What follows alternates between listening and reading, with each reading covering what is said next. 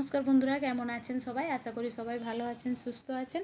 তো গত ভিডিওটা আমি এখানে ক্লোজ করেছিলাম, তো এখান থেকেই ভাবলাম ভিডিওটা শুরু করি। এগুলো দেখছেন পাহাড়ি ছাগল, আর এগুলো কিন্তু ঠান্ডার সময় একদম নিচে চলে যায়, মানে প্লেন এরিয়াতে। আর দেখুন এখন গরম শুরুবাত হয়েছে আমাদের এখানে, তো এরা আবার ওপরের দিকে চলে আসছে। মানে যত সব এরকম আছে সবাই এখন পাহাড়ের উপরের দিকে উঠে চলে আসবে এরা, কারণ এখানে ঠান্ডা আছে।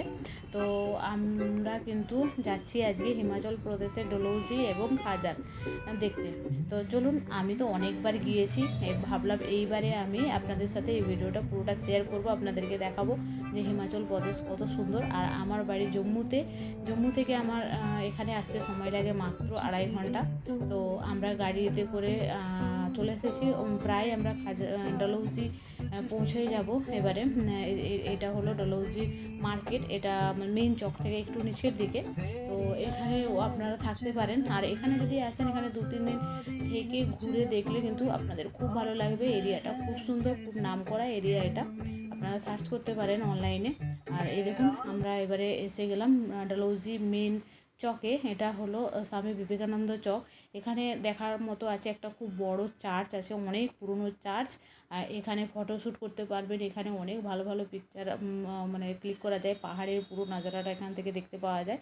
আর এই দেখুন এই পার্কটা, এখানে আমরা দাঁড়াবো না, আমরা এখান থেকে বেরিয়ে যাব, আমরা যাব খাজারে। আজকে ডলহৌজিতে আমরা থাকবো না, দেখা যাক যদি আসার সময় টাইম হয় তখন কিন্তু আমরা আপনাদেরকে একটু ডিটেলসে দেখাবো।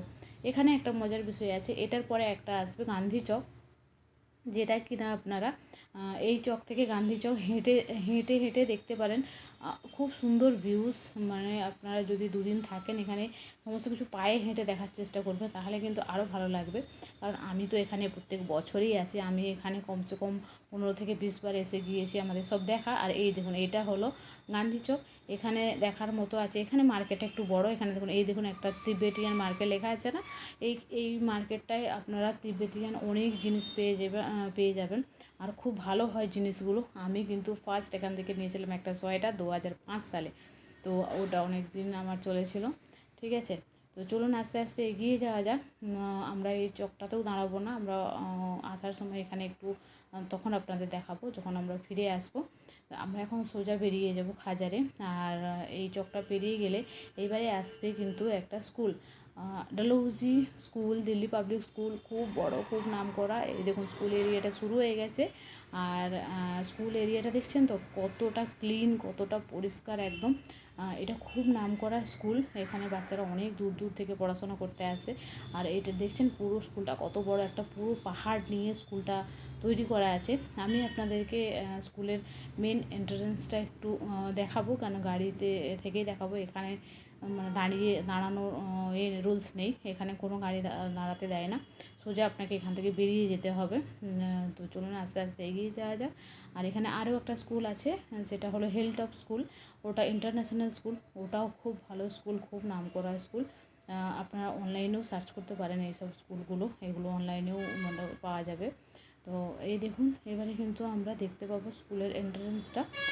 তো আপনারা কোথা থেকে ভিডিও দেখছেন অবশ্যই জানাবেন, ভিডিও কেমন লাগছে অবশ্যই জানাবেন। এইভাবে আমি আপনাদেরকে আরও অনেক অনেক ভিডিও দেখাতে থাকবো। আমি জম্মু কাশ্মীরের পাশাপাশি যত সব জিনিস আছে জায়গা আমি আপনাদের সাথে শেয়ার করতে থাকবো। আর এই দেখুন দেখতে দেখতে আমরা কিন্তু এই দেখুন এটা হলো মেন এন্ট্রান্স স্কুলের, আর এর পেছন দিকে পুরো একটা পাহাড় নিয়ে স্কুলটা তৈরি করা আছে।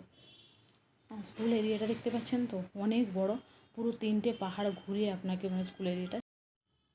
তো দেখতেই পাচ্ছেন আমরা কিন্তু এখনও স্কুল এরিয়াটা মানে কভার করতে পারছি না, আমি বলেছিলাম না স্কুলটা অনেকটাই বড়।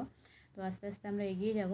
আর এই দেখুন এইখানটা স্কুলের এই এন্ডিং টাইমে কিন্তু এনারা কিছু জিনিস, যেমন এটা একটা হেলিকপ্টার, ফটোশ্যুটের জন্য এখানে এনারা রেখেছেন অনেক কিছু, এখানে আপনারা ফটোশ্যুট করতে পারবেন।